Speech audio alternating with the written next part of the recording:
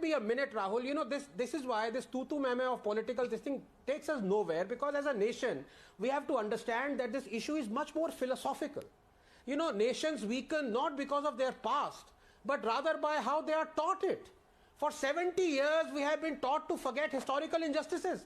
From Somnath to Kashi Vishwanath, from Babarpur to Bakhtiyarpur, from Allahabad to Aurangabad, these injustices have deliberately been made visible, as though to lionize the debasement, celebrate the humiliation. And the irony is that the same people who have taught us this, drilled this self-loathing in us, these same people want others to fight historical injustice around the world. They condemn barbarians of the West, hitherto worshipped, like the Confederacy generals, Rhodes, Churchill, Pizarro, Murray, Colston, Leopold. They celebrate their roads and buildings being renamed, their statues being brought down illegally. But here in India, the same set of chauthi fail muppets eulogize barbarians like Tipu, Aurangzeb, Babar, Khilji. It is a heady mix of hatred for Hinduism and love for jihadism. Hatred for India and love for his breakup. Aurangzeb, Rahul, was a Baghdadi 350 years before ISIS. The genocide he perpetrated claimed 4.6 million Hindu lives. He demolished thousands of temples, converted millions of Hindus. He abolished even Navroz. If a picture could speak a million words, it would be that of the Gyanvapi Mosque in Varanasi,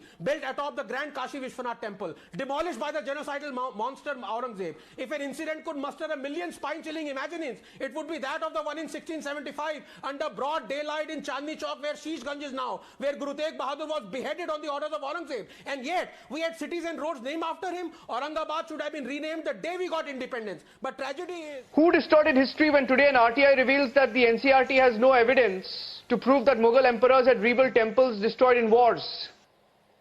But there is a page in the class 12 book that says even when temples were destroyed during wars, grants were later issued for their repair, as we know from the reigns of Shah Jahan and Aurangzeb.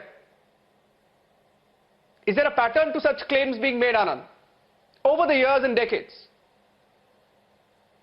Yeah, good evening, Niranjan. No, absolutely it is. You know, the fact of the matter is that history that is written by the victors is peddled by the vanquished. For 70 years, we have been taught to forget historical injustices. We have been taught to eulogize genocidal mass murderers. There are hundreds of examples, but just two would suffice. Please give me a couple of minutes. Tipu Sultan and Aurangzeb. As for Tipu, one must read his own manifesto, written in his own words. It is a terrifying proclamation calling for all Muslims to come together to convert infidels and wage jihad. Whoever refuses to obey would be treated as an accursed infidel, unquote. Annihilation of the infidels was a sacred duty, he wrote admonishingly. The Hindus of Coorg suffered a particularly brutal onslaught by Tipu Sultan, and in their thousands. Murders, tortures, forced conversions, no one was spared. Even dead Hindus were converted, Niranjan, even dead Hindus. He destroyed 800 temples, 27 churches, captured 60,000 Christians, converted 30,000, killed thousands, and emptied Mangalore of them. 400,000 Malabar Hindus were converted to Islam by Tipu Sultan, who considered this as jihad. Descendants of Mandya Mahengars do not celebrate Diwali till this day. You know why? He butchered them on this day. And as for Aurangzeb, he was Baghdadi. Atikur Rahman is raising his hand after you make your point. The genocide he perpetrated claimed 4.6 million lives. He demolished thousands of temples, converted millions of Hindus. If a picture could speak a million words, Niranjan, it would be that of Gyanvapi Mosque in Varanasi, built atop the grand Kashi Vishwanath temple, demolished by Aurangzeb. If an incident could muster a million spine-chilling imaginings, it would be that of the one in 1675